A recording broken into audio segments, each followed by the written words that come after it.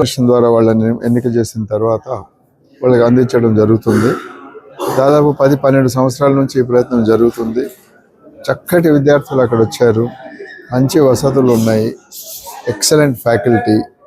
ఇవన్నీ కారణాల వల్ల అక్కడ చదువుకున్న విద్యార్థులు ఎంతోమంది ఇటు డాక్టర్స్, ఇంజనీర్స్, తర్వాత ఐఐటీస్, పెద్ద పెద్ద సంస్థల్లో వెళ్ళడం, స్వయాన ఉపాధి కల్పించేటట్లు వాళ్ళు ఎంటర్ప్రైనర్స్గా మారడం ఇలా జరిగింది. అది సో ఈ సంవత్సరం మళ్ళీ దానికోసమే మళ్ళీ ప్రయత్నం మొదలుపెట్టారు. మంచి స్టూడెంట్ సెలెక్ట్ చేసి చేయాలని. వాళ్ళు ఇచ్చే ఫెసిలిటీస్కు చాలా తక్కువ, ఏదో నామినల్ దీంతో వాళ్లకు అక్కడ మంచి విద్య జరుగుతూ ఉంటుంది. ఇటువంటి ప్రయత్నాలు చేస్తున్న గయాదుద్దీన్ బాబు ఖాన్ ట్రస్ట్ను మేమందరం తప్పకుండా దానికి సపోర్ట్ చేస్తుంటాము. ఈ మొదటి సంవత్సరం ఆయన లేకుండా ఈ ప్రయత్నం జరగడం అన్నది ఈసారి కుటుంబ సభ్యులు కూడా ముందుకు వచ్చి ఆయన మొదలుపెట్టిన ప్రయత్నం ఆ వారసత్వంగా వాళ్ళు అందిపుచ్చుకొని ముందుకు తీసుకెళ్తున్నారు. వారందరికీ కూడా నా అభినందనలు. భవిష్యత్తులో కూడా ఈ ట్రస్ట్ ఆయన మొదలుపెట్టిన కార్యక్రమాలు అలాగే కంటిన్యూ కావాలని మనసారా కోరుకుంటున్నాను.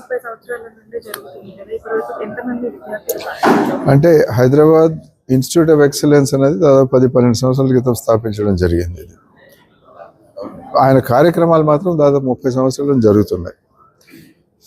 ఇటు తెలంగాణలో, అటు ఆంధ్రాలో, ప్రతి జిల్లాలో, గ్రామీణ ప్రాంతాల్లో ఉన్న విద్యార్థులను కూడా అక్కడి నుంచి తీసుకొచ్చి వాళ్ళకి స్కాలర్షిప్స్ ఇవ్వడం, చక్కటి మంచి వ్యవస్థ కూడా ఉంది వాళ్ళకు. ప్రతి జిల్లాలో కూడా మంచి అడ్మినిస్ట్రేటివ్ సెటప్ ఉంది. దాని ద్వారా వాళ్ళని గుర్తించి తీసుకొచ్చి ఒక్కొక్కరికి ఎంత సహాయం అవసరమో అది గుర్తించి ఎక్కువ తక్కువ ఎక్కడ ఎంత కావాలో అంత చూసుకొని దాని ప్రకారం చేయడం అనేది వాళ్ళ ప్రత్యేకత.